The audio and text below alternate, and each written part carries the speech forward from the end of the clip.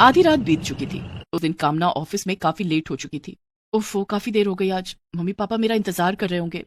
कामना ने अपनी गाड़ी निकाली और घर की ओर जाने लगी। कामना बहुत जल्दी में थी। शायद लेट हो जाने की वजह से उसे डर भी लग रहा था। सड़क पर कोई नहीं था। कामना ने गाड़ी की रफ्तार तेज कर दी, लेकिन तभी उसकी गाड़ी एक पत्थर से जा टकराई और कामना का जोरदार एक्सीडेंट हो गया। कामना के सिर से काफी खून बह रहा था और वो बेहोश हो गई थी। थोड़ी देर कामना वहाँ उसी हालत में पड़ी रही। तभी उधर से नीरज अपनी साइकिल से गुजर रहा था। अरे, यहाँ तो किसी का एक्सीडेंट हो गया है। नीरज ने पास जाकर देखा तो ये लड़की यहाँ सुनसान रात में इस हालत में। अरे, इसका तो काफी खून बह गया है। अगर जल्दी से अस्पताल नहीं ले गया तो इसकी जान को खतरा भी हो सकता है। लेकिन इसे अस्पताल ले कैसे जाऊँ? मेरे पास तो एक साइकिल है। नीरज की नजर कामना के मोबाइल फोन पर पड़ी। नीरज ने कामना के मोबाइल फोन से पास के अस्पताल में फोन करके एम्बुलेंस को बुलाया और कामना को अस्पताल ले गया। वहाँ डॉक्टर ने कामना की हालत देखकर कहा, एक्सीडेंट में इनका सर बुरी तरह से जख्मी हो गया है। अगर जल्दी ऑपरेशन नहीं किया गया तो हम इन्हें नहीं बचा पाएंगे। डॉक्टर साहब, आप इनका ऑपरेशन कर दीजिए। ठीक है, आप इनके हस्बैंड है ना? इस फॉर्म को भर दीजिए। नहीं डॉक्टर साहब, मैं इनका हस्बैंड नहीं हूँ। मैं तो उस रास्ते से गुजर रहा था। इन्हें इस हालत में देखा तो यहाँ ले आया। मैं इनके घर वालों को फोन कर देता हूँ, वो आकर ये फॉर्म भर देंगे। देखिए, हम किसी का इंतजार नहीं कर सकते। अगर इनकी जान बचाना चाहते हैं तो इस फॉर्म को भर दीजिए। कामना की जान बचाने के लिए नीरज ने वो फॉर्म भर दिया जो कामना के हस्बैंड को भरना था। उसके बाद डॉक्टर कामना को ऑपरेशन थिएटर में ले गए।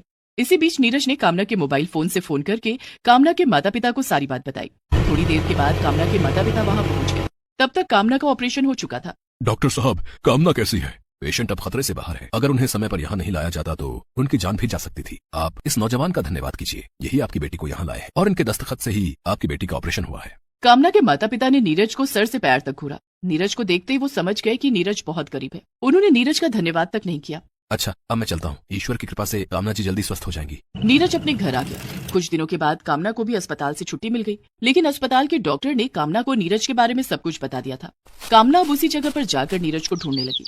एक दिन उसे साइकिल पर नीरज जाता हुआ दिखाई दिया। कामना ने उसे रोक कर कहा, आप ही नीरज है ना? आप? ईश्वर का लाख लाख शुक्र है कि आप ठीक हो गई। जी, मैं ही नीरज हूँ। लेकिन आप यहाँ कैसे? मैं आपको कब से ढूंढ रही हूँ। आज मेरी ये जिंदगी आप ही की देन है। मुझे डॉक्टरों ने सब कुछ बता दिया है कि कैसे उस दिन आपने मेरी जान बचाई और मेरे हस्बैंड की जगह साइन करके मेरा ऑपरेशन करवाया।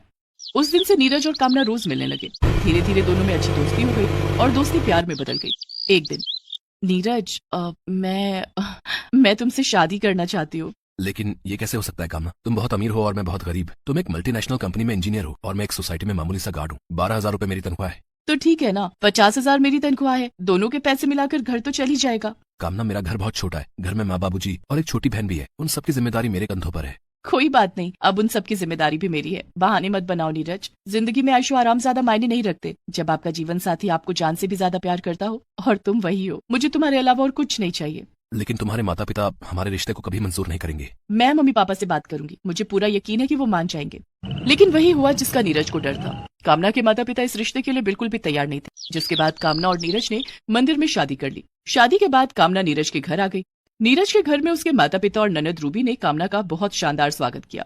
भाभी, मैंने आपके लिए पूरे रास्ते में फूल बिछाए हैं। आप इन्हीं फूलों पर चलकर अपने कमरे तक जाना। मेरी भाभी के पैर जमीन पर नहीं पड़ने चाहिए।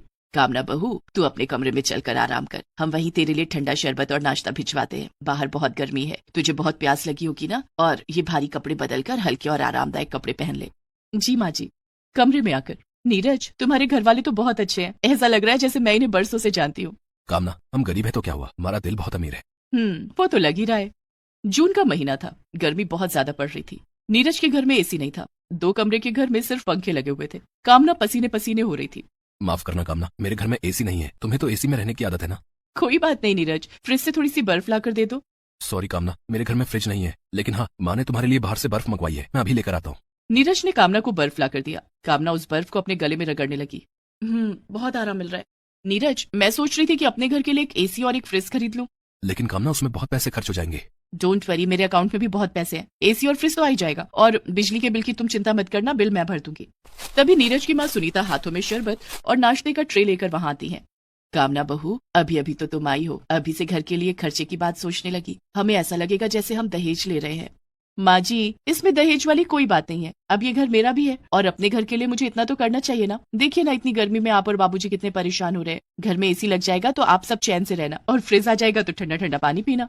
दूसरे दिन कामना ने बाजार जाकर 2 एसी और एक फ्रिज खरीदा और घर में लगवा दिया। अब नीरज का घर एसी की ठंडी हवा से तरोताजा रहता। गर्मी में सबको पीने के लिए ठंडा पानी भी मिलने लगा। कुछ दिनों की छुट्टी के बाद कामना ने अपनी जॉब फिर से ज्वाइन कर ली और नीरज भी अपनी ड्यूटी पर जाने लगा। एक दिन कामना के पापा, जब से कामना गई है मुझे उसकी बहुत याद आती है। क्यों ना हम उसके घर चलकर उससे मिलकर आए। तुम क्या चाहती हो कामना की माँ? हम उस गरीब गार्ड के घर जाएंगे? कभी नहीं। कामना के पापा, अब हमारी बेटी उस घर में है, हमें वहाँ जाकर देखना चाहिए कि वो लोग उसे कैसे रख रहे हैं। ठीक है, तुम कहती हो तो चलो चलते हैं। उस दिन शाम को जब कामना ऑफिस से घर आई तो उसके घर के सामने एक बड़ी सी गाड़ी आकर रुकी। कामना ने खिड़की से देखा कि उसके माता पिता उसके घर आए थे। कामना के सास ससुर ने कामना के माता पिता को बड़े सम्मान के साथ घर में बिठाया। उफ, बाहर कितनी गर्मी है। थैंक गॉड तुम्हारे घर में एसी है। कामना बेटी, एक गार्ड के घर में एसी? कहीं ये एसी तुमने तो नहीं लगवाया? नहीं माँ, ये एसी तो नीरज ने लगवाया है।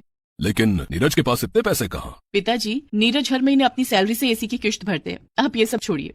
तभी नीरज की बहन रूबी हाथों में ठंडे शरबत का ट्रे लेकर आई।